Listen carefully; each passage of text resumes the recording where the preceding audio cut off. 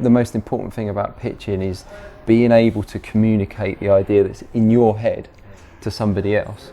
And that means, by whatever means possible. So if that means frames or supported with boards and some sort of written treatment that you can confidently talk about, and there's lots of different ways. It could be animation tests. There's loads of things you can do, but it's ultimately all about getting what's in here into somebody else's head as best as you possibly can, and understanding exactly what they want as well.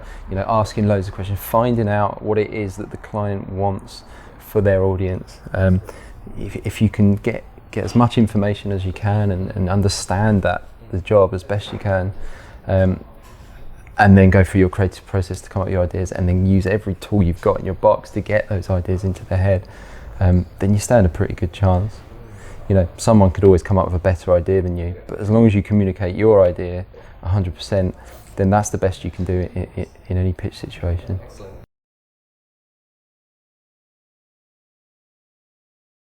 Every job is a challenge, and everything makes you slightly nervous because you've not done it, and ideally you haven't done it before. So, too many good people you can work with, and everyone, if you don't know the answer, someone next to you will have the answer. So, plus you have everything under one roof here. You have flame, smoke, you have all the color grading, nuke, and whatnot. So, if there's a question, someone in the building will certainly know the answer. In terms of a specific challenge, it's hard to say. I think there's so many of them. It's every day. It's like, I tell you what is really hard with owning a company, something that I find really difficult is employing the right people. That's a really difficult thing to do. It's really hard. There's so many great people out there, but it's more than just being a good designer. You have to fit this mold. So that's a challenge I find difficult.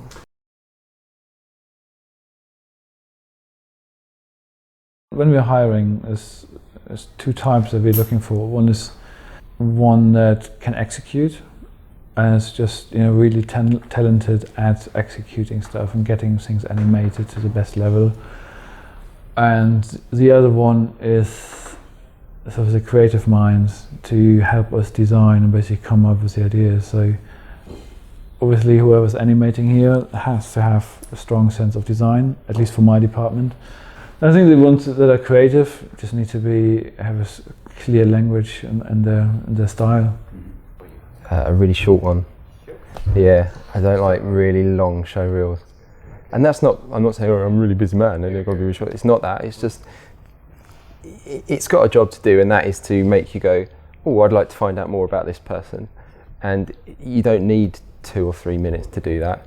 I reckon, 60 seconds, 90 seconds tops is good, especially, but that's a good thing. If you're like a student coming out of education, then you're not going to have loads and loads of work to show you, but you don't need it. You just need some really good, a good short reel, and you can put it to any music you like, and you can do a nice little opener as well, a nice simple opener, because that's always, it's an opportunity to do something else.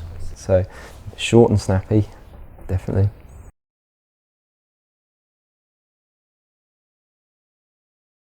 Try and be creative, try and do your own things. Obviously it's important to learn and basically try those reels to broaden your knowledge, but yeah, I think the best things, or the best people we had and sort of people we're looking for are basically people who do just a lot themselves. So be original.